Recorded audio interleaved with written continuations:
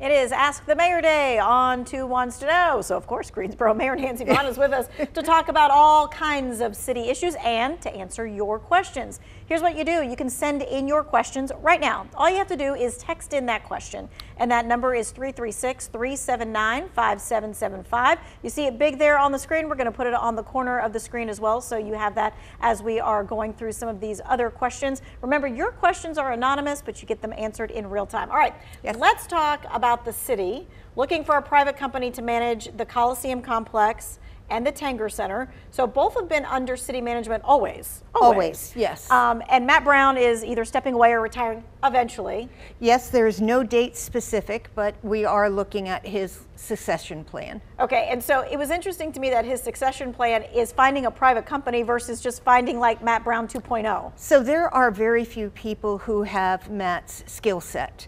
And most large Coliseum complexes, we have 12 buildings, are handled by a professional management company. And there are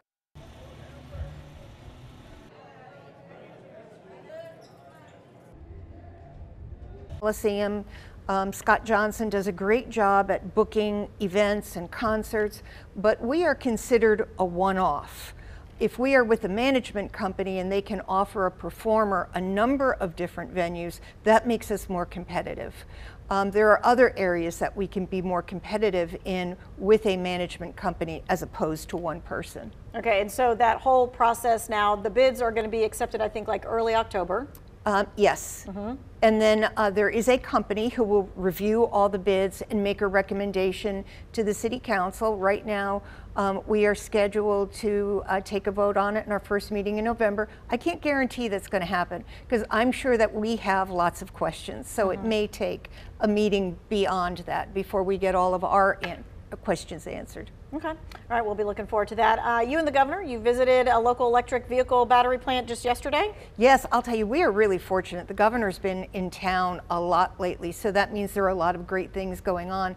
But he was at Select. It is a battery institute, and working with our local technical colleges, they will be getting people upskilled to fill jobs like at Toyota and VinFast and the other battery companies that have located recently. So it's very exciting. So I think it's always cool, right, when the governor comes and visits your hometown, right? Yes. Because you get to kind of show off what's going on there. But I'm always curious about, like, what do you bend his ear on? Like, hey, we need to be paying attention to this, or we need you to be looking at that. So, you know, of course, we talk to him about the budget and, you know, what our priorities are and where we see the future of our region going.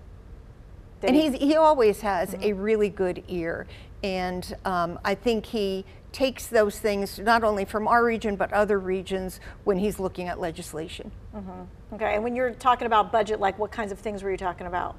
Well, you know, certainly things that would be specific to the city of Greensboro.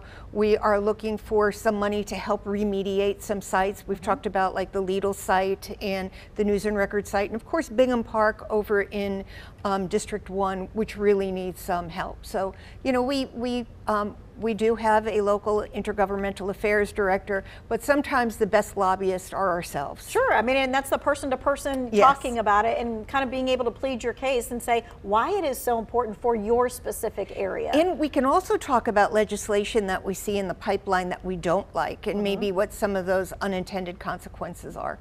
Okay, when it comes to other job growth, because that was a job visit, really. It was. How are we looking at things from your vantage point? You know, we are looking really strong. This has been one of the best years on record. Last week or the week before, we welcomed Marshall USA out to the airport. They are a European aerospace company.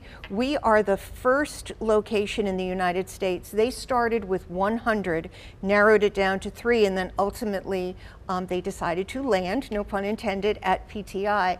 And what's really interesting is that they actually designed and built what was called the droopy nose on the Concorde.